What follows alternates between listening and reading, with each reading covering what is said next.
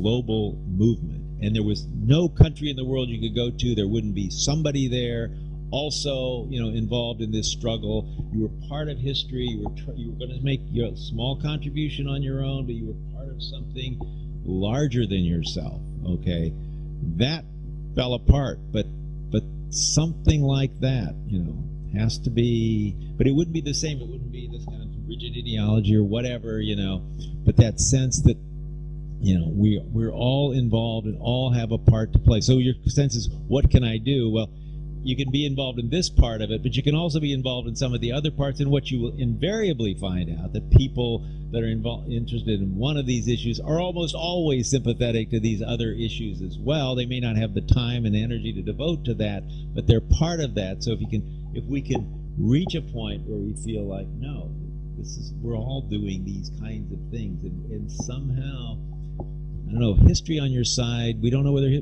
history's on our side. I mean, we may not make it. I mean, these guys capitalists may win. If so, it's a disaster. But they haven't won. The game is not over. I mean, that's my sense.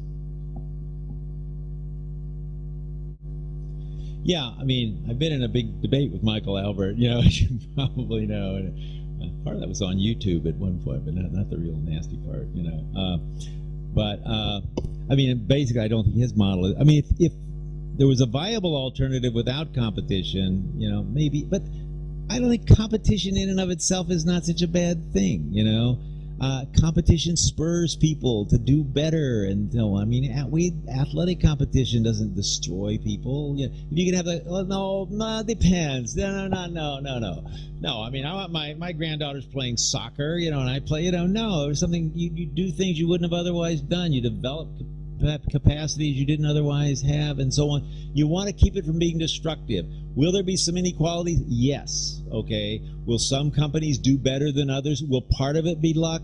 Yes. Because that's why I think, we shouldn't have a fetishism about equality, that everybody gets the same amount. I don't think that's, I mean, what, and I don't,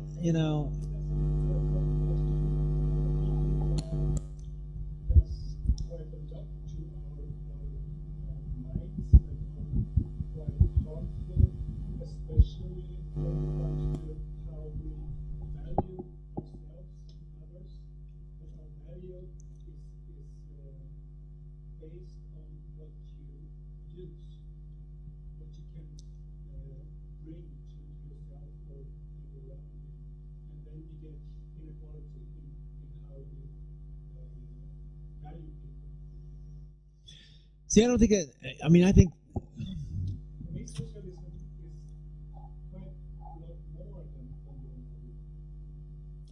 I guess I want to say, the Hegelian notion of quantity turns into quality. I think as long as the levels of inequalities are reasonable, I don't think it has the negative effects. When they go beyond a certain point, then they become pernicious and destructive.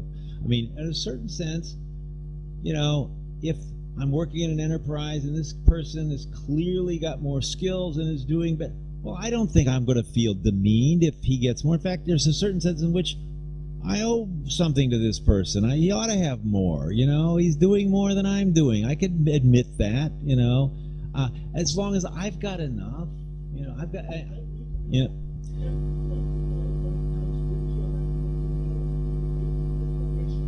Mm-hmm.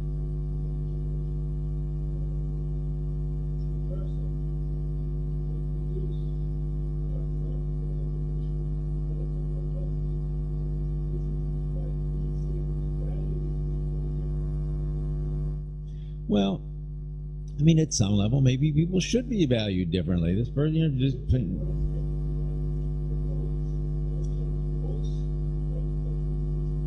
Yeah, but remember, it's still one person, one vote, and that's not insignificant. So when a capitalist corporation, the CEO could make 400 to 1,000 times more than worker. There's no the fact President Obama, right, the highest paid political figure in the United States, only makes $400,000. That's just something about democracy. We don't think a democratic society is not going to pay even the president $1 million. Can you imagine workers saying, "Oh yeah, you're really doing a good job. You should pay 500 times more than we make. I mean, well, there again, I mean, money is indicating some things that you're doing, but I think, you can say, no, this other person, he's a nicer person. I'd rather be around this person. I can value him for that, Yeah, I worry about making a fetishism of equality, which I think Albert really is inclined to do. It should only be your own effort. Skills shouldn't matter. None of this stuff should matter. Whether you're lucky or not shouldn't matter. I mean, I think, I don't think it's interesting to reading Marx again. Marx never talks about equality. Marx talks about reaching a point where money disappears. You don't even measure. You have different. One of the things Marx points out is without money, you can't even. I like to go to the beach. You like to drive a certain. How do you compare them? I like certain things. You like other things. We're all different. So there's a sense in which if you want to say everyone should be equal at some kind of, then you've got to have some kind of measure, and you've got to be really strict to make sure whatever you're consuming is no more than what I mean, I think there's something, negative about that.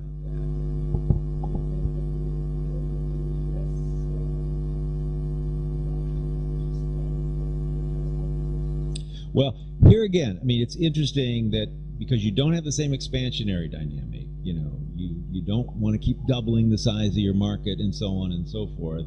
You don't want to lose share, so there's going to be advertising. But here again, this is why it could be regulated. If it gets, out of hand, you can say, well, let's regulate that,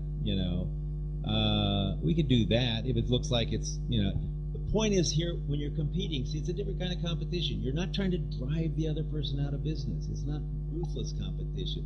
Again, it's sort of like athletic competition. You don't try to destroy the other team. You want to play them again next year, and so on. I mean, there's winners and losers, but when the losers don't lose that much and the winners don't win that much, I don't see a problem. In fact, I think it might even be healthy in the long run.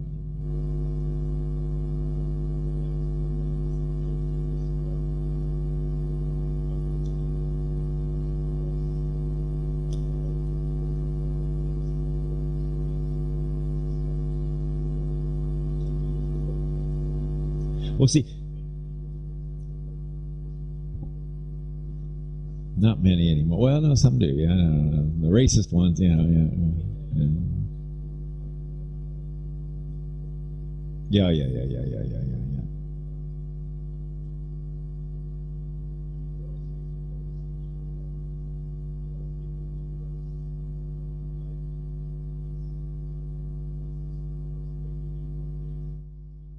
That's right. That's right. Okay, there's two parts to that. First of all, one of the things you notice, no people anywhere sort of voluntarily says, let's vote to give up our right to vote. We don't want to be consulted anymore. I mean, once you've got a some kind of, it might get eroded, it might get taken away, you might have a military coup or something like that. But if you have a democratic workforce, it's unimaginable to me to say you get a majority saying, well, I think we'd be better if we had, just had one guy gave him all the power and we don't vote anymore. I mean, that's not going to happen, okay? No.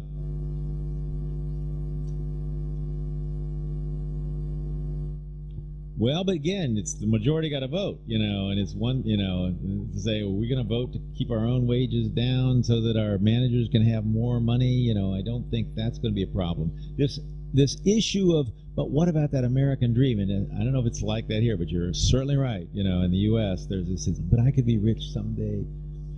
That's part of the motivation, or at least it would be one of the ways this model addresses that, in the sense that you can become there is a role for capitalists.